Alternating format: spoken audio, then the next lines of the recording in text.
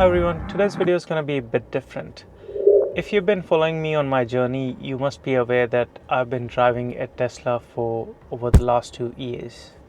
Now, when you've been cruising around in a Tesla for so long, certain habits and features become second nature. But what happens when you switch to another car? Well, that's what this video is about. Well, recently I just purchased a BYD Aero 3. And as you might be aware, BYD is a brand which favors more easier transition of the ICE cars to electric vehicles, which means most of their electric car features are tamed down to replicate what you would be doing in an ICE vehicle. For example, the BYD doesn't have one pedal driving, it still does have a start and stop switch and much more. Now, going from a Tesla Model 3 to any other car feels like going on an iPhone journey for last couple of years and then have to navigate through the Android system. It's not to say that Android is bad or iPhone is better, it's just that it's so different. Now let's dive into specific features which my Tesla allows that threw me off in the BYD. Now you see, with a Tesla, as long as you have the key in your pocket, you can go to any door of your car and open it, and the experience of unlocking the door would be seamless. With the BYD, you actually either have to go to the driver's side and push the button, or you need to press the button on the key to unlock the doors, which was like, it took me a good couple of weeks to actually get used to that, because I'm so used to just going to either side of the door and opening the door without thinking like, do I need to unlock the door and whatnot.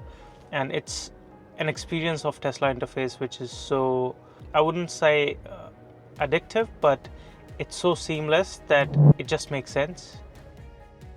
And it's not just about the doors. Tesla has this fantastic feature, walk away to lock the car. You put the car in park, you take your phone with you, and you just walk away and the car locks itself. Sounds simple, right? Well, in the BYD you have to press the lock button on the driver's side or use the key. Now that's fine when I'm alone, but the real challenge come when I had to grab something from the back seat. I would forget to lock the car, and BYD doesn't have that walk away to lock feature. Now leaving the car unlocked is a security risk, but it gets even worse when you combine it with another one of the Tesla habits. When you get into your Tesla, it's basically on and ready to go. No need to turn it off or on. But with the BYD, there were times when I forgot to stop the car and forgot to lock the car. Then after realizing that it didn't beep, it didn't acknowledge that the car's locked, or getting a notification in the app, then I had to get my key out to lock the car. So I found a way to make sure that I don't do at least one of the mistakes, which is I always keep the BYD, whenever I'm taking the BYD out for a drive, right? I take the key and put it in my pocket so I don't forget the key in the car. Because when you're so used to just taking your phone and going away and the car locking itself, it's very easy to forget the key in the car. And that would leave altogether your car to be unsafe. And the other benefit of getting the car key with you is you can manually switch it on and off, which allows me, if I forgot to switch it off, the lights are on, the mirrors doesn't fold, so it sort of gives an indication that although I locked the car, but the car's still on because the mirrors wouldn't fold. Check if the key is inside the car. So I can press the button on the key and the car would shut down, and then I can lock the car.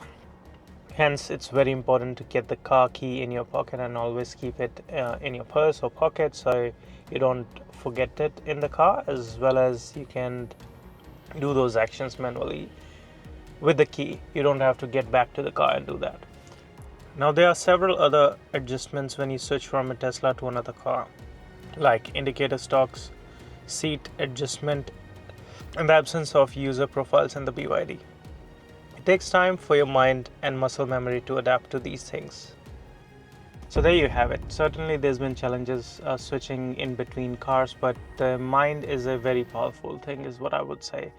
I am getting used to it way quicker, to the system of BYD Aero 3 as well, and I've learned my way around it. So I wouldn't say that one system is bad or the other one's better. they are good in their own respects, but I appreciate Tesla in the way that they actually plan this intuitiveness around the interface, as well as it's an experience to own a Tesla. Like having the ability to use your phone as a key, having the ability to just walk away and the car getting locked and you don't have to worry about pressing a button. It's just so out of the box for the time that Tesla introduced it, that I didn't realize how much it have impacted my daily life, but it has.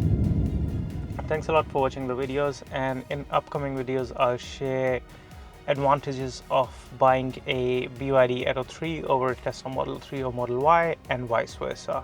So stay tuned, take care, drive safe, and I'll see you in the next one.